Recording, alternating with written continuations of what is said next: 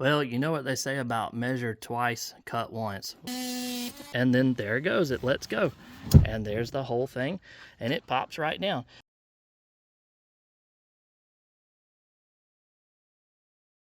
Hey guys, welcome back to the channel. Hope you're having a fantastic day. Today we're back out in the garage for another truck mod video. If you're new to the channel, we do all kinds of stuff here. We do hobbies, racing, cars, trucks, mods, upgrades, travel, vacation, all kinds of good stuff. So if you're interested in subscribing, I'd appreciate it. Follow along.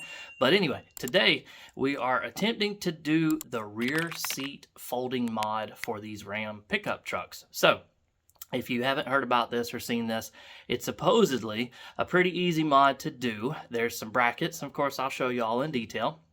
Some brackets on the back of these rear seats and these quad cabs and crew cabs that you can trim just slightly and allow the seat to fold down. So you might ask, why in the world would you want to do that? But well, there's some extra storage space behind there, and one, you can not super high on the list of reasons why, but you can actually get to the rear windows a little bit better and clean those. But there's a reason I want to get behind there, and that's for a future mod that I want to do. So two things, if you would, hit that subscribe button, hit the like button if you found the video helpful or entertaining or whatever. And then two, leave me a comment down below if you can figure out what I'm trying to do next on the mod list. If you've got any kind of ideas or thoughts about why I'm trying to get behind the seats and what I want to do back there. So anyway, let's get to the video. I'll show you what we got to do to loosen the bolts, take the seats out slightly. I'll show you that bracket that holds them in back there and what we got to do. Hopefully it's a quick little trim to get this done. And yeah, we'll see how easy this works, and I'll show you the process. So I have a 2017 Ram 1500 Sport quad cab. This is not the full four doors. This is the quad cab, not the crew cab. So yours is probably exactly the same, just different type seats or size seats or whatnot. But if you notice, when you pull up on these seats in the back, you'll see that the seat lifts up. So you've got this travel in the back. Now it stays locked in on those pegs or the brackets I was talking about. So what the idea is you trim the bottom piece or portion off that peg, and then when it gets to the highest point of travel, somewhere right in here, you can pull this seat forward and the whole thing will lay down. So that's what we're after. So of course, you know, this truck has the built-in storage tray and toolbox in the back, and this one actually has the subwoofer in it, although that's a big piece of crap, hint hint. And so anyway, that's what we're after, is to be able to lift this seat up a little bit to allow it to unlatch from the back, and we can tilt the whole thing forward and access the back. Now, one of the other videos I did was to replace the rear cab vents in this truck because I had a leak, and so I'll link that video down below. And if you could fold these rear seats down, that would have been a piece of cake. But you can't, not to start with, and so you had to remove everything in order to get to the rear cab vents. Wasn't a big deal, but now I know how to do it a little quicker. So we're going to start with just the single seat over here before we move to this double seat.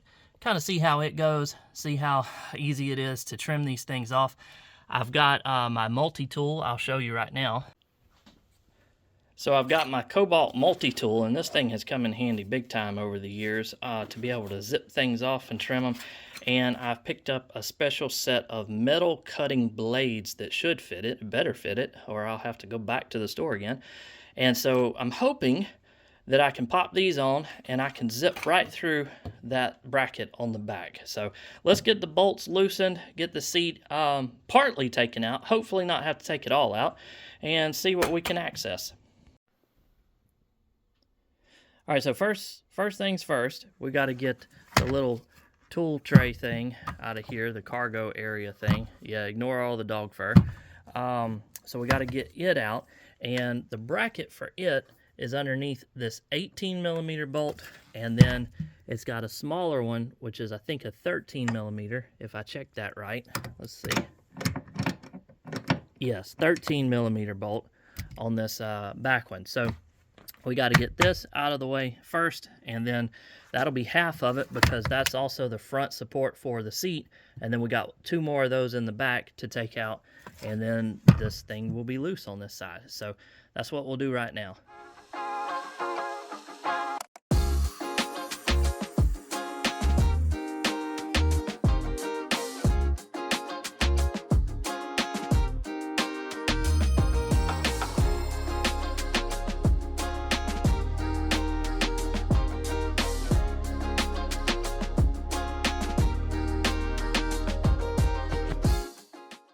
Okay, so far so good, but of course this is not the hard part. We've got the big bolt out from the front of the seat bracket. We've got the small nut off of the bolt in the back for the 13 millimeter for the tool tray or the bench back here. So that comes out. Got the same thing on this side. Need to clean everything up while it's all apart and get rid of all this dog fur. And so now we just got to get to, let me grab my light. We got to get to this bolt back here that holds the seat belt bracket in. And now you don't have to take any of that apart. You just got to get the bolt out. And then same thing, you can see that one back here. Then we'll be able to get this seat loose enough to trim those back pieces. Okay, so here is the seat removed. There's the back bolt hole straight down to the concrete. That's always good. And then there are the 2 latches on the back that I was referring to. There are the hooks made into the truck right here on the back, and that's what we're talking about having to trim. So if I can show you in some sort of way right here, you can see there's the latch back behind the seat. And so as that thing travels and moves up and down, it will hook in and secure the seat. So we have to trim it off to get it to work quite right. So you can see, if I can get it to focus real good back here, as you lift and raise or lift and lower the bottom of the seat, that thing lifts and lowers to lock in on the back. So we have to trim it right above this white plastic piece here. From my research, I thought it was the bottom of it, but I believe it's right here on the top of this plastic piece, and that will allow enough room for it to clear back here in the back for it to then let go, and you can drop the back of the seat.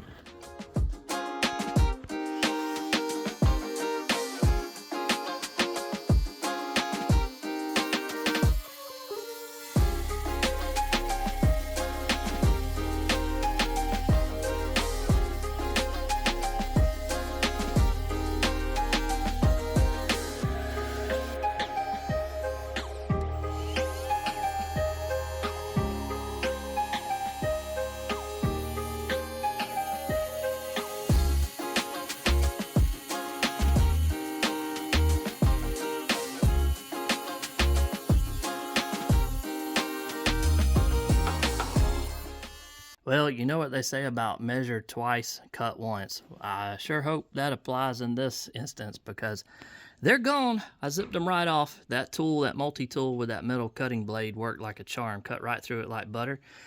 And they're both trimmed off now. So I trimmed them on just a slight bit of an angle. The way I was looking at that piece back here, I think that's what I needed to do to make sure they cleared just right on the side.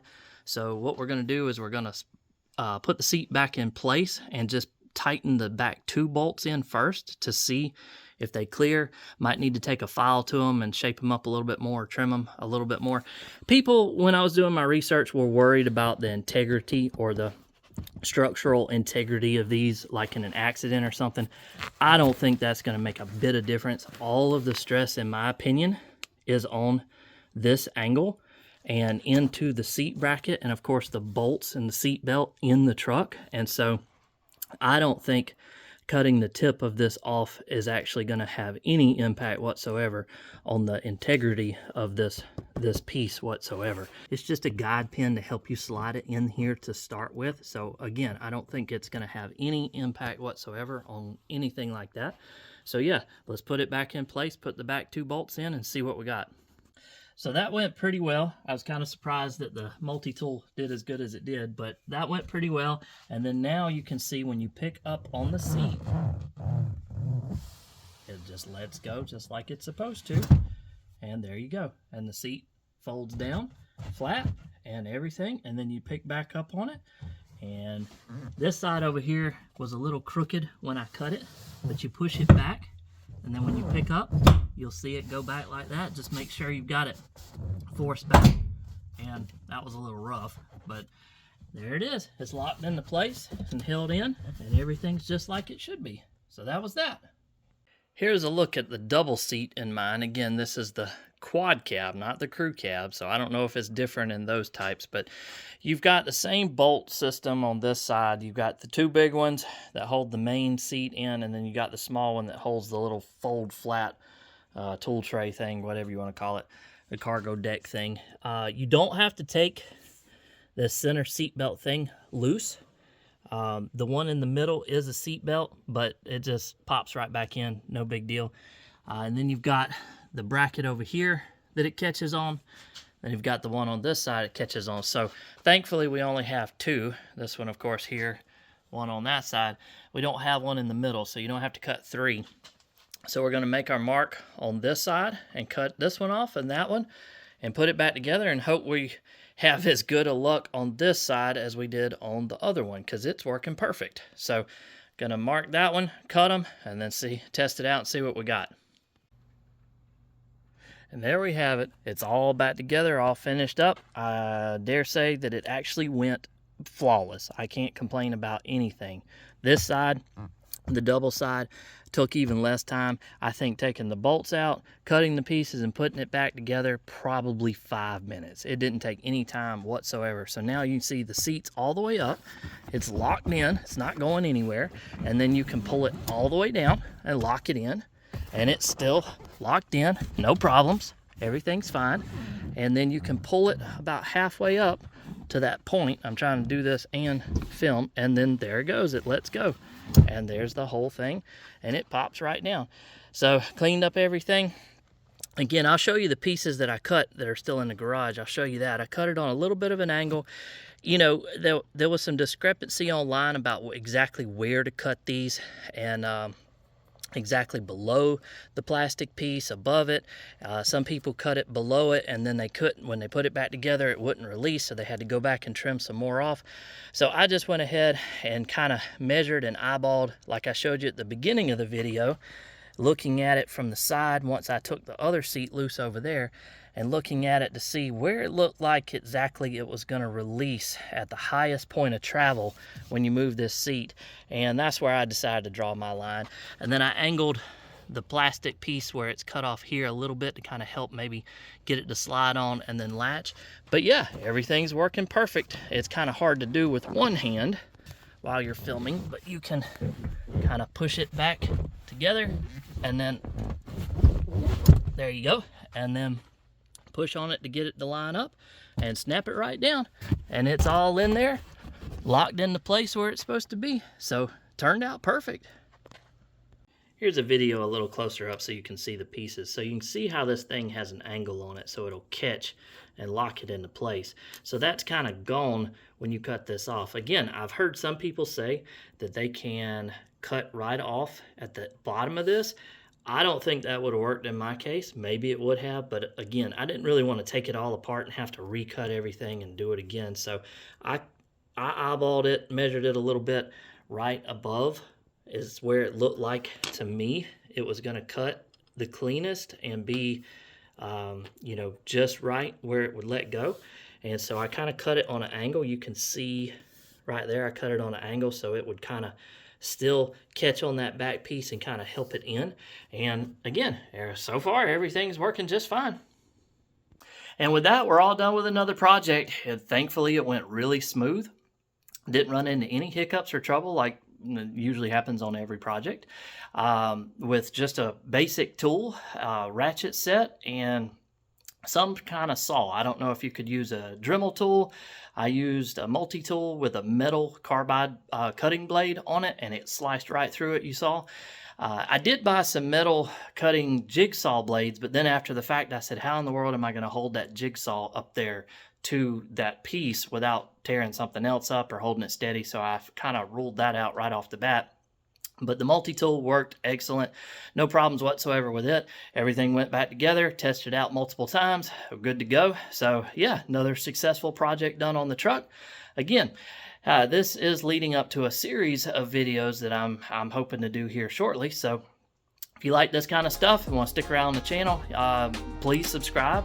Leave a thumbs up if you found the video helpful or entertaining whatsoever or informative. If you got any questions, I try to answer everybody's questions or comments, so leave them down below. I'll try to answer them for you. I appreciate you hanging out and sticking around with us if you made it this far in the video. Hope you have a fantastic day, and I'll catch you in the next one. Bye.